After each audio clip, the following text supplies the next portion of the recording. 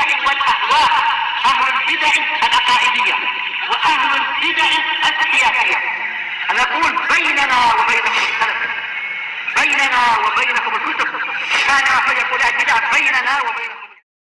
Bismillahirrahmanirrahim. Masih kelanjutan dari hadis Itsban bin Malik radhiyallahu an. Taib. Setelah disebutkan bahwasanya Rasulullah SAW menyetujui apa yang diinginkan oleh Itsban bin Malik, Rasulullah mengatakan sa'af'al. Maka dari sini kita tahu ketawaduan Rasulullah SAW memenuhi apa yang diinginkan oleh apa? Sahabat setia beliau itu. Setia karena apa? Ikut perang Badar, perang yang betul-betul jadi penentuan pada waktu itu. Taib. Sampai apa? Rasulullah rela keluar jauh pergi ke Bani Salim, melewati lembah itu dan sebagainya untuk datang apa? Untuk sholat di situ. Faghada alayya Rasulullah sallallahu alaihi wasallam wa Abu Bakar radhiyallahu an. Rasulullah sallallahu alaihi wasallam berangkat di waktu pagi bersama Abu Bakar. Ini menunjukkan apa? Mangkobah Abu Bakar seperti yang disebutkan Ali bin Abi Thalib dalam hadis muttafaqun alaih itu. Ketika apa?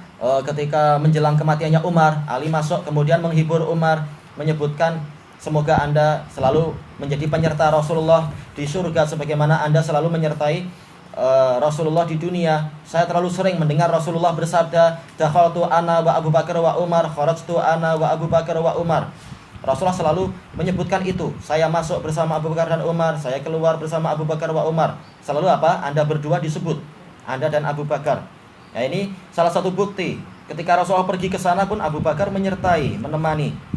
Taib, untuk apa? Menambah ilmu dan juga untuk menjaga Nabi dan seterusnya. Taib. Kemudian apa? Ba'da mashtad dan nahar. Setelah siang hari itu semakin menyengat. Taib. Kemudian apa? Wasta'dana Rasulullah SAW. Rasulullah minta izin. Ini menunjukkan apa? Walaupun beliau adalah kepala negara, tetap rumah itu bukan rumah beliau. Maka beliau minta izin untuk masuk. Dan ini adalah apa? Ketawaduan dan tahu batasan-batasan. Tidak seperti apa? Raja-raja Syiah itu. Siapa itu? Ahmad yang dari Syiah, imam di kalau nggak salah tahun 400 Hijriah. 400 atau lebih sedikit. Yang dia dengan apa? Dengan senjata laras panjangnya dia asal masuk ke rumah orang-orang. Itu pun senjatanya apa? Senapangnya itu dipalangkan panjang. Ketika jelas pintu nggak akan cukup, maka dia mengatakan bongkar pintunya sampai senjataku muat untuk masuk. Oh, ini kejam. Itu adalah zalim. Itu bukan rumah Anda, gimana Anda asal ambil. Tapi namanya Syiah memang Syiah. Bahwasanya seluruh harta itu sebenarnya adalah milik Imam Mahdi atau milik imam yang maksum. Nah, semua harus apa? Siap untuk menyerahkan hartanya. Rugi kalau apa? Kalau negara kita yang masih baik ini kemudian membuka pintu untuk Syiah, nanti akan mengalami apa yang dialami oleh orang Yaman. Orang Syiah belum betul-betul berkuasa, sekarang sudah apa? Membuat kekacauan, sudah 5 juta yang mati dan apa hasilnya? Enggak selesai juga. Dan kalau lebih parah lagi, betul-betul nanti Syiah yang berkuasa. Jadi apa? Seperti Syria. Akibatnya apa? Penguasanya adalah orang Nusairiyah, Syiah yang sangat ekstrim. Akibatnya apa? Penuh dengan kejahatan. Ketika diberontak pun sampai sekarang nggak selesai. Bahkan apa? Berjuta-juta muslimin yang mati. Dan Syekh Muqbil jauh sebelum apa? Sebelum zaman sekarang, Syekh Muqbil sudah mengatakan, walaupun pemimpin Syiah, pemimpin Syria itu kafir, aku tidak suka muslimin memberontak. Karena nanti kerugiannya muslimin sendiri, muslim tidak siap. Itu pada zaman Syekh Muqbil. Walaupun Libya itu pemimpinnya kafir, yaitu Muammar Gaddafi, memang dia kafir, maka aku tidak setuju muslimin memberontak. Karena apa? Nanti kerugiannya akan menimpa muslimin sendiri. Betul. Untuk yang Libya mungkin sempat berjaya, yaitu apa? Muslimin berjaya untuk meruntuhkan Gaddafi. Tapi apakah kemudian hasilnya adalah aman? Enggak aman. Harus apa? Berjuta-juta mati. Dan sampai sekarang, anak baru dikasih tahu kemarin, sampai sekarang pun masih saling menyerang satu sama lain. Yang ini berusaha merebut kursi yang itu berusaha merebut kursi yang ini. Muslimin memang belum siap untuk apa? Mencari pengganti yang baik, belum siap. Yang di Syria lebih parah lagi, sudah berjuta-juta mati, enggak juga pemimpinnya kalah. Bukan karena tidak boleh kita berontak padahal dia negara pemimpinnya kafir, tapi apa? Muslimin belum siap untuk itu. Kalau belum siap maka apa? Jangan berontak. Rasulullah ketika belum siap pun beliau tidak kemudian apa? Langsung merampas kekuasaan orang-orang yang berkuasa di Mekah. Beliau berdakwah baik-baik sampai bahkan Allah menyuruh untuk keluar. Kalau disyariatkan keluar. Ketika di dalam tidak mampu, bukan malah gerilya perang ini, perang itu, bukan. Sampai Allah Ta'ala menurunkan wahyunya, udzina lil ladzina yuqataluna bi annahum zulimu. telah diizinkan untuk orang-orang yang diperangi untuk membalas memerangi karena mereka itu dizalimi. Nah, sekarang dari mana kita tahu kita dapat izin? Allah belum ngasih izin. Dan itu tahunya dengan apa? Bimbingan para ulama yang mengetahui dalil, mengetahui pelaksanaan dan penempatan dalil. Nah, Syekh Muqbil jauh sebelum pemberontakan Syria baru beberapa tahun ini Syekh Muqbil sudah bilang muslimin belum siap. Walaupun pemimpinnya kafir, jangan mereka memberontak. Sekarang setelah disemangati oleh Ikhwanul Muslimin berontak, hasilnya apa? Enggak berjaya-jaya juga. Bahkan pemerintah Syiahnya kerjasama dengan banyak negara-negara kafir untuk memakai senjata kimia. Akhirnya banyak anak-anak cacat, berjuta-juta mati. Nah, itu hasilnya. Na'udzubillah. Kenapa kita sampai membahas ini tadi? Yaitu sekedar tambahan. Yaitu jangan sampai kita baik secara rakyat ataupun secara pemerintah membuka pintu untuk orang Syiah. Nanti mengerikan hasilnya kalau mereka semakin berkuasa. Mumpung muslimin masih baik-baik, jangan kasih angin banyak-banyak kepada Syiah. Sekarang semakin santer, semakin keras berita di UUM, semakin tidak malu para dosennya, para pensyarahnya mengajak mut'ah ini, mut'ah itu. Ini harusnya mereka malu dan takut dengan menampilkan dakwah semacam itu. Nanti semakin banyak AIDS seperti Thailand, baru pening. Na'udzubillah. Baik. Adapun di sini Rasulullah SAW mencontohkan walaupun beliau adalah kepala negara, selama itu adalah bukan rumah beliau minta izin. Tidak seperti gaya orang Syiah. Na'udzubillah. Di Damat sudah biasa case-case itu. Orang Syiah asal masuk, siapa yang tidak mau membuka pintu akan ditembak dan seterusnya. Na'udzubillah. Kisah banyak di Damatnya, di dekat-dekat markis itu dulu. Baik. Kemudian disebutkan di sini setelah beliau minta izin, kemudian langsung beliau memenuhi apa yang diinginkan. Falam yajlis hatta qol aina tuhibbu an usolliya min baitik. Beliau tidak duduk sampai beliau bertanya dulu, di mana tempat yang engkau sukai untuk aku sholat di rumahmu ini. Kemudian saya mengisyaratkan tempat itu. Ini menunjukkan jawazu taksisi buqa'ah minal bait li an yusalla fiha. Boleh untuk mengkhususkan suatu tempat di dalam rumah untuk dikerjakan sholat di situ bagi orang-orang yang punya udzur. Baik. Kemudian Rasulullah SAW pun berdiri sholat, dan ini ma'ruf. Hukumnya adalah Hukumnya bukan fardu, bahkan hukumnya adalah rukun, sholat sambil berdiri. Kalaupun duduk, kalau sholat yang mustahab maka tidak apa-apa, tapi pahalanya cuma setengah. Kemudian fakabbara wa shafafna wara'ah. Beliau takbir dan kami berbaris di belakang beliau. Baik, ini menunjukkan sebagaimana yang dirojihkan oleh pendapat Lajnah Daimah, bolehnya untuk untuk sholat jamaah di dalam sholat sunnah, dalam sholat yang mustahabbah. Boleh, tapi bukan hukumnya adalah mustahab, kecuali tarawih. Selain tarawih, sholat-sholat yang hukum asalnya mustahab, maka jamaahnya itu adalah mubah, bukan sampai mustahab, mubah. Boleh. Kecuali yang dikhilafkan para ulama tentang masalah sholat hari raya, ini juga mustahab, tapi yang betul wajib. Wajib, maka jamaahnya adalah wajib di situ. Bukan jamaahnya mustahab untuk untuk sholat yang mustahab. Sebenarnya dia adalah sholat yang wajib. Baik, kemudian beliau mengerjakan sholat 2 rakaat. Kemudian beliau mengucapkan salam dan kami pun salam bersama beliau. Hina salam, ketika beliau mengucapkan salam, Rasul salam dulu, baru kemudian kami salam. Kemudian saya tahan beliau untuk menikmati hidangan. Baik, dan ini adalah bagian dari yang sunnah muakkadah. Kalau ada tamu memang kita disunahkan dengan sunnah muakkadah untuk memberikan hidangan. Adapun memuliakan tamu itu wajib. Tapi memuliakan berupa memberikan hidangan ini mustahab. Terkadang kita nggak mampu. Untuk setiap tamu yang datang kita kita kasih makanan, tapi paling tidak dimuliakan dengan kalimat yang baik, dengan hiburan yang baik. Paling tidak kita izinkan untuk duduk, jangan suruh berdiri terus. Kasihan dia. Itu semua bagian dari pemuliaan. Baik. Itu kalau memang dia sebagai tamu. Adapun kalau majelis ilmu, bukan setiap murid itu tamu, ini majelis ilmu. Baik. Kemudian Fasami'a ahlud dar anna Rasulullah SAW fi baiti. Lalu orang-orang kampung tersebut mendengar, orang Bani Salim mendengar bahwasanya Rasulullah ada di rumah saya. Maka berangkatlah orang-orang, sekelompok orang dari mereka, ingin untuk Untuk datang Karena yang datang adalah apa? Rasulullah. Ini kalau yang datang mengunjungi rumah kita mungkin sultan, insya Allah rumah ini penuh. Nah, gimana kalau yang datang adalah Rasulullah? Jelas ini adalah keberkahan yang sangat besar. Jelas orang beriman ingin datang untuk apa? Mendapatkan ilmu, mendapatkan berkah dan seterusnya. Tayyib. Hatta kasurar rijalu fil bait, sehingga banyaklah orang-orang di rumah ini. Tentunya istilah rijal ini tidak berarti harus laki-laki, boleh juga yang wanita datang untuk apa? Kumpul dengan para wanita yang di rumah tersebut dan seterusnya. Cuma yang laki-laki gabung dengan laki-laki, yang dibahas adalah yang di majelisnya Rasul. Faqala rajul, maka seseorang berkata, ma fa'ala malikun la arah, apa yang dilakukan Malik bin Dukhshum? Saya tidak melihat dia. Sebagian membaca Dukhshun dan dua-duanya betul. Maka orang yang lain mengatakan zalika munafik, orang itu adalah munafik, la yuhibbullaha wa rasulah, dia tidak suka pada Allah dan Rasulnya. Faqala Rasulullah SAW, la taqulu dzalik, jangan engkau mengucapkan itu.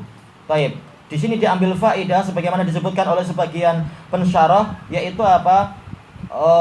Wajibnya kita untuk membela kehormatan saudaranya sesuai dengan apa yang kita ketahui. Selama kita tidak tahu ada faktor yang memindahkan dia kepada sesuatu yang buruk, maka apa? Hukum asalnya kalau dia baik, kita harus membela dia. Baik, makanya di sini ketika Malik bin Dukhshum, dan beliau adalah apa? Ahli Badar, sebagaimana disebutkan dalam apa? Syarah-syarah. Dia adalah ahli Badar, maka Rasulullah SAW membela beliau dan mengatakan, ala tarahu qala la ilaha illallah yabtaghi bidzalika wajhallahi ta'ala. Apakah engkau tidak melihat dia itu mengucapkan la ilaha illallah dalam rangka mencari wajah Allah Ta'ala? Ini menunjukkan apa? Istilah munafik ini hukum asalnya adalah untuk munafik i'tiqadi.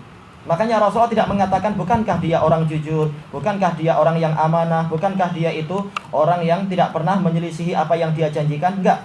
Tapi Rasulullah mengatakan, bukankah engkau lihat dia itu ikhlas dalam syahadatnya? Ini menunjukkan istilah munafik ini adalah untuk yang munafik i'tiqadi. Adapun kalau sekedar orang ini suka berbohong, jangan kita katakan dia munafik, tapi apa? Kita katakan fihi nifaq atau anta min ahli nifaq barangkali kalau terpaksa sampai macam itu. Tapi kalau munafik ini jangan. Sebagaimana kata anak tanyakan ke Syekh Yahya, beliau mengatakan iya, kalau istilah munafik secara mutlak ini adalah untuk yang munafik i'tiqadi. Kecuali kalau dikasih tambahan belakangnya untuk tidak sampai tampak kekafiran di situ. Kemudian disebutkan di sini dalam rangka mencari wajah Allah Ta'ala. Sementara ini adalah amalan batin. Betulkah dia ikhlas? Ini amalan batin, kita tidak tahu. Tapi bagaimana cara kita tahu? Yaitu dari amalan dohirnya. Sebagaimana dijelaskan oleh para pensyarah, seseorang itu diketahui hatinya dari yaitu dari buahnya. Kenapa? Sebagaimana kata orang Arab, kullu ina'in yangdah bima fih. Setiap bejana, setiap teko dan semacamnya, maka dia itu akan mengeluarkan apa yang ada di dalam isinya. Kalau isinya gula, maka yang keluar nanti gula. Kalau isinya air biasa, yang keluar adalah air. Kalau isinya susu, yang keluar adalah susu. Gimana kita tahu isi tekonya itu? Sementara tekonya itu boleh jadi tidak nampak dari luar isinya. Maka lihat, kalau dia mengeluarkan berarti itulah isinya. Tayyib. Makanya manakala Malik bin Dukhshum, beliau itu sampai melakukan perang Badar. Sementara perang Badar ini betul-betul perang penentuan, yang mana pada waktu itu sebelum itu kaum muslimin betul-betul dalam keadaan kesulitan, dalam keadaan terhinakan dan seterusnya. Tapi beliau rela untuk menemani Rasul untuk perang Badar, yang waktu itu pun memang Rasul tidak mewajibkan untuk semua berangkat. Maka ini menunjukkan memang beliau ikhlas dalam menolong agama Allah, dalam syahadat la ilaha illallah. Maka itu nampak dari amalannya. Karena amalan dohir itu menunjukkan amalan batin. Tayyib. Makanya kemudian sahabat ini mengatakan, Assalamualaikum, Allah dan Rasulnya lebih tahu. Tidak mengatakan, wahai Rasulullah, Anda di sana, kami lebih tahu lah tempat kami. Enggak. Dia enggak mengatakan gitu. Dia mengatakan Allah dan Rasulnya lebih tahu. Cuma beliau mengemukakan udzur. Sebagaimana disebutkan oleh Ibnu Hajar, di sini para sahabat mengemukakan udzur. Yaitu kenapa kami sampai mengatakan begitu? Karena kami enggak melihat simpati dia dan pembicaraan dia itu selalu mengarah untuk orang-orang munafikin. yaitu apa? Membela mereka dan seterusnya. Disebutkan oleh Al-Aini dan juga oleh Ibnu Battal bahwasanya bukan Malik bin Dukhsyum betul-betul membela munafikun, tapi apa? Orang-orang munafikin ini pandai, yaitu mereka datang ke Malik bin Dukhsyum yang mana beliau adalah tokoh besar. Mereka datang dengan apa? Wajah manis-manis, dengan ucapan manis-manis, sehingga setiap kali ada berita yang buruk tentang munafikun yang datang tadi, maka Malik bin Dukhsyum mengatakan enggak, dia selama ini baik, begini.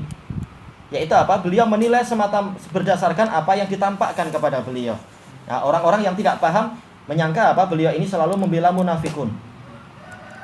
Taib. Rasulullah kemudian memberikan udzur bahwasanya Malik bin Dukhsyum bukan munafik.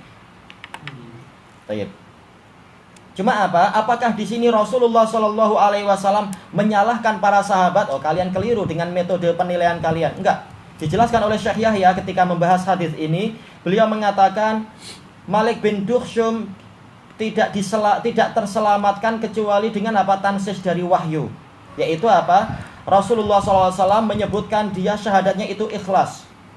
Maka dengan sebab ini dia selamat. Kenapa? Rasulullah SAW dalam hadis ini sama sekali tidak mengatakan metode sahabat yang menilai dengan dohir itu keliru.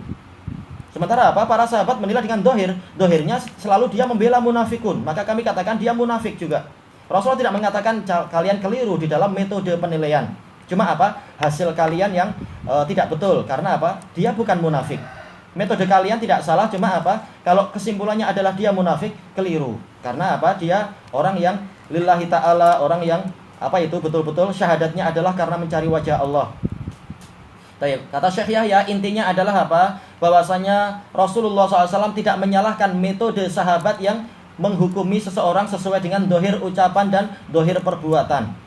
Cuma apa? Hasil akhirnya ketika dari data itu Malik bin Dukhsyum dikatakan munafik, Rasulullah dengan wahyu dari Allah membela. Karena apa? Hatinya tidak seperti itu. Dia ikhlas dalam la ilaha illallah. Sementara munafikun, Allah Ta'ala telah menyebutkan munafikun itu apa? Idza ja'akal munafiquna qalu nashhadu innaka la rasulullah wallahu ya'lamu innaka la rasuluh wallahu yashhadu innal munafiqina lakadzibun.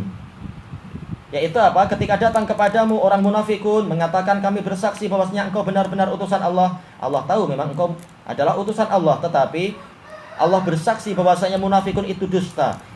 Mereka menjadikan sumpah mereka sebagai apa? Tameng dan pelindung saja.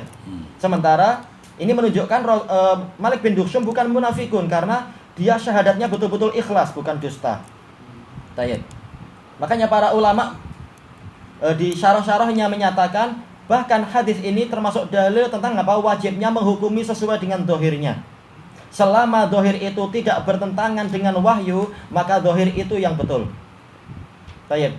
Dohir yang dipakai oleh sahabat tadi hanyalah apa itu digugurkan ketika apa? Datang wahyu melalui lisan rasulnya bahwasanya Malik bin Dukhsyum hatinya bukan hati munafikun. Nah, kemudian dijelaskan oleh ulama, beliau udurnya begini-begini. Orang munafikun yang suka apa? Suka bergaya di hadapan Malik sehingga disangka mereka adalah orang baik. Nah, sisi pendalilan yang diinginkan oleh Imam Nawawi di sini adalah lafaz-lafaz yang terakhir ini. Fa innallaha qad harrama 'alan nar man qala la ilaha illallah yabtaghi bidzalika wajhallah. Sesungguhnya Allah mengharamkan kepada neraka untuk membakar orang yang telah mengucapkan la ilaha illallah dalam rangka mencari wajah Allah. Ini kabar gembira yang besar.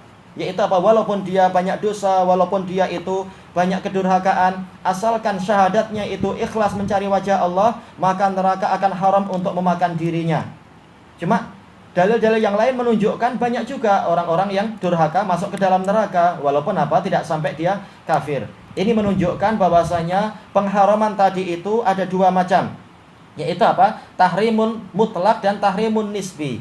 Tahrimun mutlak ini untuk orang yang betul-betul tauhidnya mutlak sampai-sampai dia sendiri menghadap Allah dalam keadaan apa? Tidak punya sisa dosa.